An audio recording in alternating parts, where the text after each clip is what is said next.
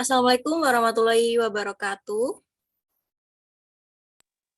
Waalaikumsalam warahmatullahi Waalaikumsalam warahmatullahi wabarakatuh. Selamat pagi semuanya. Semoga kalian dalam keadaan yang baik-baik saja dan sehat-sehat ya. Oh iya, mohon maaf Ibu, agak sedikit sakit karena flu, jadi suaranya agak bingung-bingung. Oh ya, sebelum kita mulai pelajaran hari ini, silahkan di-on-kan kameranya semuanya. Hera. Oh ya. Sudah, Bu. Ya. Oke, marilah kita berdoa bersama-sama sebelum mulai pelajaran hari ini. Berdoa dimulai. Berdoa selesai. Baik, Ibu akan absen. Yang hadir silahkan raise hand atau bilang hadir ya. Deara, Hadir, Bu. Kiki, Hadir, Bu. Agus, Hadir, Bu. Hera. Hadir, Bu. Ya, hadir semua ya. Kali ini Ibu mau nontonin film, tapi karena waktunya yang nggak cukup, jadi kali ini kita nggak jadi nonton film.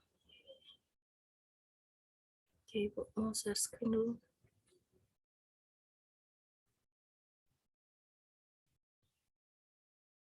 Kelihatan nggak?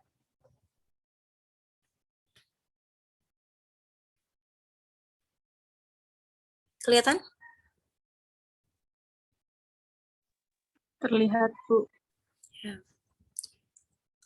Ada yang pernah nonton Harry Potter?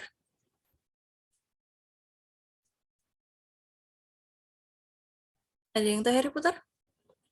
Film Harry Potter?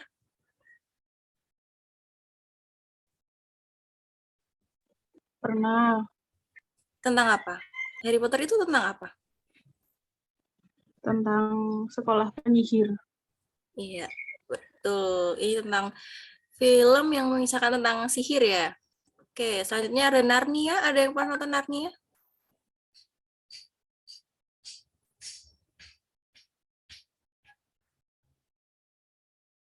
Nggak ada. Nggak ada yang pernah nonton? Belum. Oh ya, jadi Pernah, Narnia ini udah. Sudah, oh ya, daerah sudah pernah nonton. Jadi film Narnia ini tentang hal-hal yang mustahil juga, yaitu ada juga manusia yang kakinya kuda, kakinya macan itu juga ada. Dan yang ini Beauty and the Beast. Ada yang pernah nonton? Billy? Pernah, Bu. Pernah. Ya, pasti kalian tahu. Nah, kalau dari 3 poster ini, menurut kalian ini tuh film apa?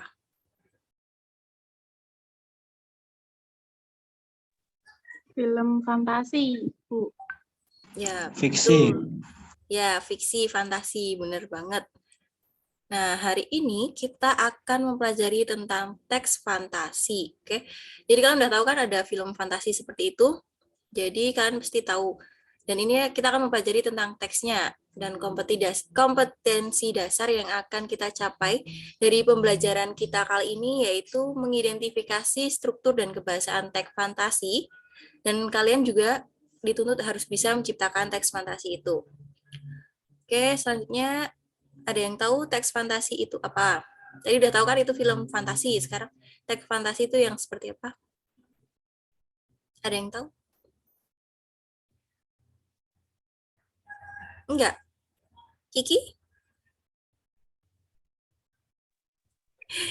Teks yang di luar nalar manusia, Bu. Ya, boleh. Teks fantasi. Ya, fantasi itu adalah imajinasi ya. Imajinasi atau khayalan. Nah, jadi teks fantasi itu adalah teks cerita, hasil khayalan atau imajinasi pengarang yang tidak terjadi di dunia nyata. Karena fantasi itu biasanya menghayal, jadi kadang tidak nyata dan tidak mungkin terjadi di dunia nyata. Nah, mustahil seperti itu ya. Oke, lanjut. Ciri-ciri cerita fantasi. Ada yang mau nyepil? Apa fantasi? Ciri-cirinya gimana?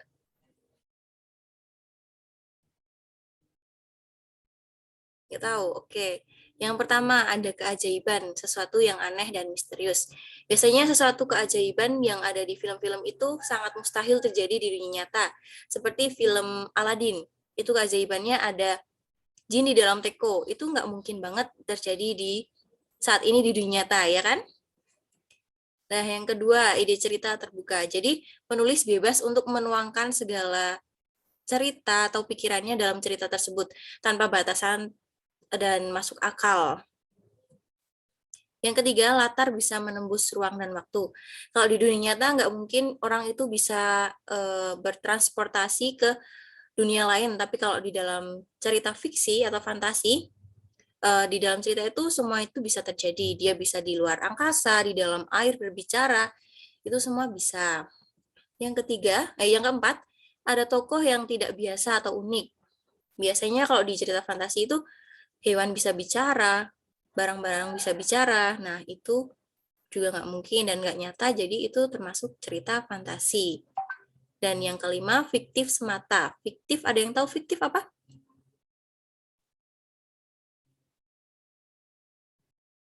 Biasanya kalau kalian nonton sinetron itu ada tulisannya, sinetron ini hanya fiktif belaka itu. Apa? Ada yang tahu? Tidak nyata. Ya, bener, Agus. Ya, Kiki, apa?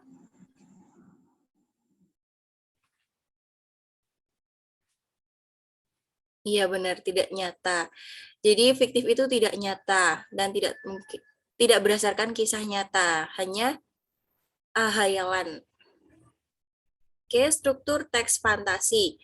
Yang pertama ada orientasi. Orientasi itu adalah pengenalan. Di orientasi ini kalian akan dikenalkan dengan nama-nama tokoh, dengan alurnya, dengan temanya. Kalian akan dikenalkan di sini. Ini adalah awal, biasanya terletak di paling awal atau di paling atas. Paragraf pertama. Dan yang kedua konflik. Ada yang tahu konflik itu apa? Masalah, Bu. Ya, betul. Cari konflik, kita cari masalah, iya. Konflik dalam teks fantasi ini adalah masalah-masalah yang muncul, dan ini akan menjadi inti dari cerita teks fantasi tersebut. Dan yang ketiga ada resolusi. Nah, resolusi ini adalah penyelesaian dari masalah-masalah yang terjadi di konflik tadi. Jadi resolusi ini terletak di akhir, dan ini akan menjadi penutup dari teks fantasi. Dari sini masih ada yang bingung? Atau belum paham?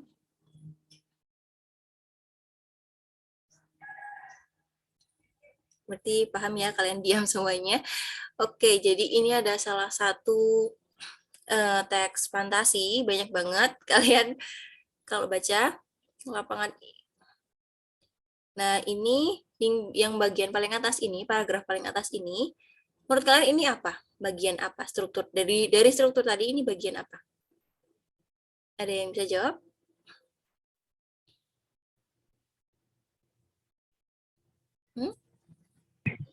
Orientasi, Bu.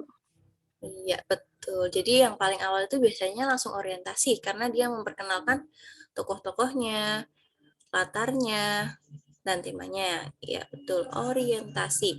Nah, untuk paragraf kedua ini, apa tadi? Yang selanjutnya tadi ya? Konflik, Bu. Iya, betul. Ini mulai menceritakan bagaimana sih yang terjadi saat itu. Betul banget, konflik. Yang ini, yang keempat, paragraf keempat ini apa?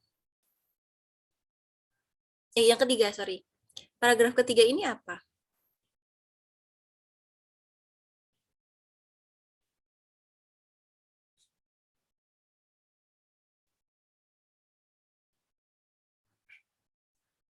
Ini masih konflik, karena ini masih menceritakan masalah yang terjadi di paragraf kedua. Ini masih sambungannya. Jadi ini masih konflik. Iya, yang terakhir, paragraf terakhir ini apa? Resolusi, Bu. Ya, betul, Diara. Pintar sekali. Ini resolusi. Ya, ini karena penyelesaiannya ya, jadi ini berada di akhir. Oke. Nah, ada unsur kebahasaannya dalam teks fantasi ini. Yang pertama itu kata ganti orang. Kata ganti orang itu ada aku, mereka, dia, engkau, dan yang lainnya. Itu banyak banget kata ganti orang. Jadi Ibu hanya sebutkan 4 ya. Dan kemudian yang kedua menggunakan pilihan kata dengan makna kias. Nah, kata kiasan itu adalah kata yang bisa memiliki arti tidak sebenarnya. Contohnya kutu buku. Kutu buku itu bukan bukunya yang punya kutu, tapi kutu buku itu orang yang suka membaca buku, ya. Yang patah hati itu hatinya nggak patah, tapi sakit hati ya, patah hati, putus. Dan yang panjang tangan itu bukan tangannya yang panjang, tapi dia suka mencuri. Nah, yang ketiga ada konjungsi temporal. Nah, konjungsi temporal merupakan kata hubung penanda urutan waktu, yaitu setelah itu, sebelum, kemudian, dan lain sebagainya. Yang keempat, yaitu penggunaan kata atau ungkapan keterkejutan. Ada yang bisa contohin kata atau ungkapan keterkejutan?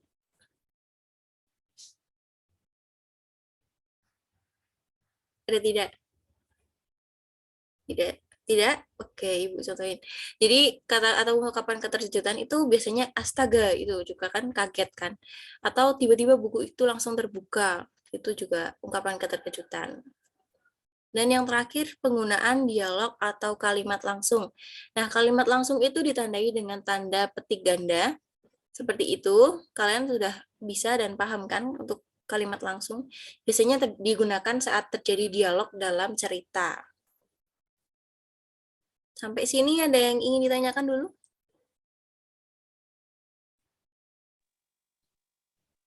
Belum. Belum, jadi sudah paham ya? Nah, selesai. Semuanya sudah paham? Atau ada yang ingin tanya dulu?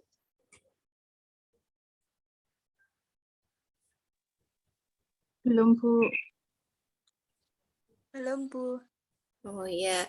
Oke, jadi karena pelajaran hari ini tinggal 15 menit lagi, Ibu akan kasih tugas untuk kalian. Jadi carilah salah satu cerita fiksi di internet, kemudian analisislah struktur dan kebahasaannya. Jangan lupa disertakan sumber dan dikumpulkan paling lambat minggu depan di Google Drive. Jadi ini tugas untuk minggu depan, tolong dikerjakan, jangan lupa dicatat dulu. Ibu tunggu tugasnya minggu depan. Baik, Ibu akhiri pelajaran hari ini. Wassalamualaikum warahmatullahi wabarakatuh. Waalaikumsalam warahmatullahi Warahmatullahi wabarakatuh. Terima kasih, Bu. Ya, Kasih, Bu. sama-sama.